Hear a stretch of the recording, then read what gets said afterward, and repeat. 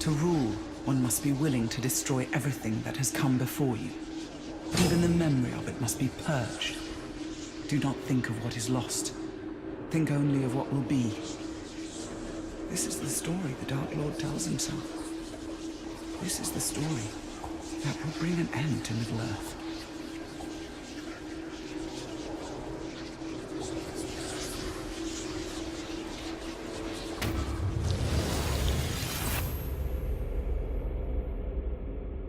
She learned from Sauron as I did. She survived him as I did. Then there is wisdom in these words. I spoke to him once of the beauty of Nirn, the splendor of its hills, its forests. He seemed to shudder. Sauron looked upon the world as chaos, an imperfection that he would set right. His rings were perfect. The world was not.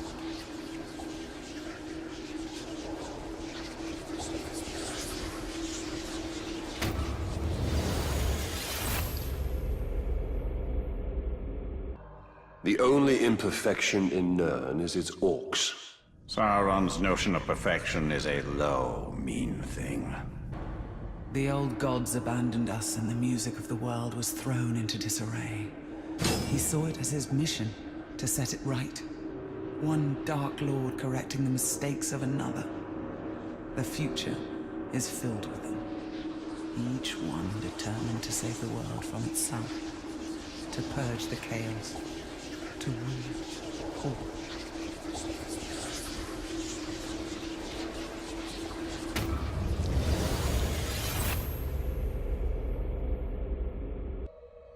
After Morgoth came Sauron, and after Sauron...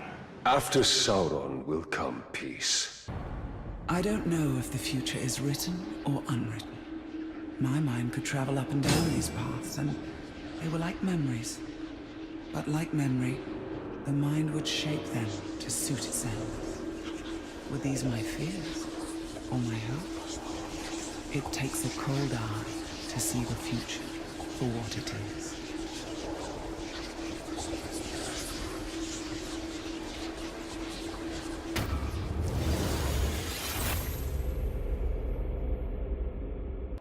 Are these not the same dangers as the Palantir, the Hydir?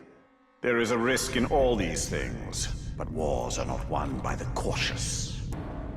Have you ever seen a spider's web, strung with dew? That is the web of fate. All possibilities hang in the balance, but as the sun rises and the wind blows, the dewdrops fall, and history is revealed.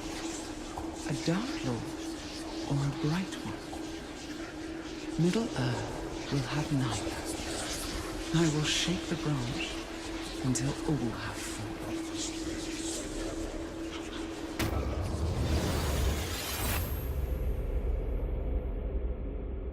Her visions reveal the truth.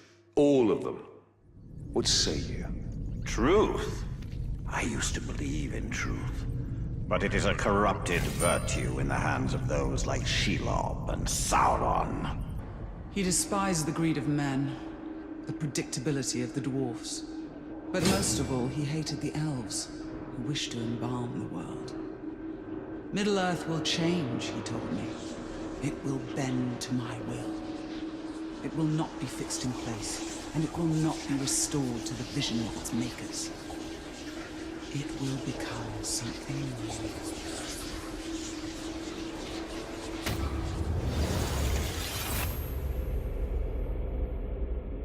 He wishes to remake the world in his own image.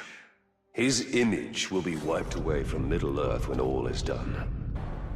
There is a beauty in power. There is a beauty even in violence. But there is no beauty in tyranny.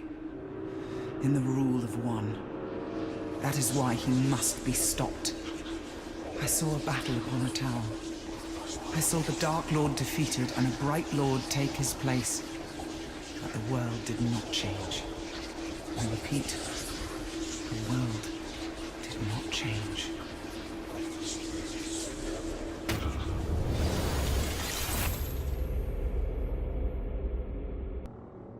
She turned away from Sauron, as did I.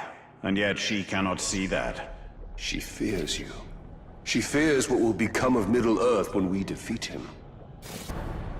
Sauron understood that power did not come from armies, but the willingness to sacrifice, to lie in wait. This is the truth he taught me, and so I lie in wait. And when the day comes, I will make my sacrifice.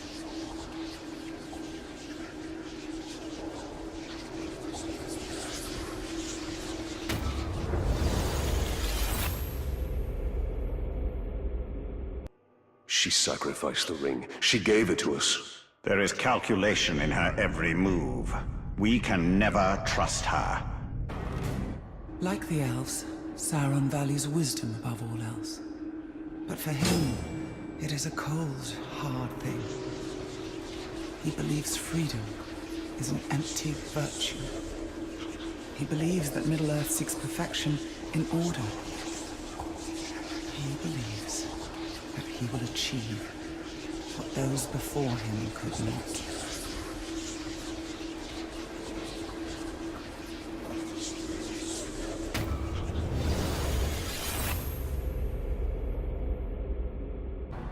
I asked him plainly, when you look upon my form, what do you see? A monster? A temptress? He would not answer. Look deeper, I said. I not the masks I wear. In this, Sauron and I are the same.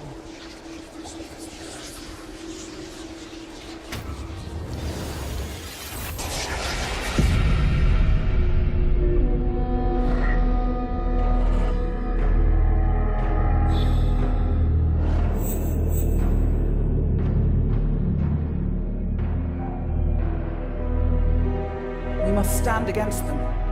Destroy them. They will only keep coming. Sacrifices must be made. You would abandon me.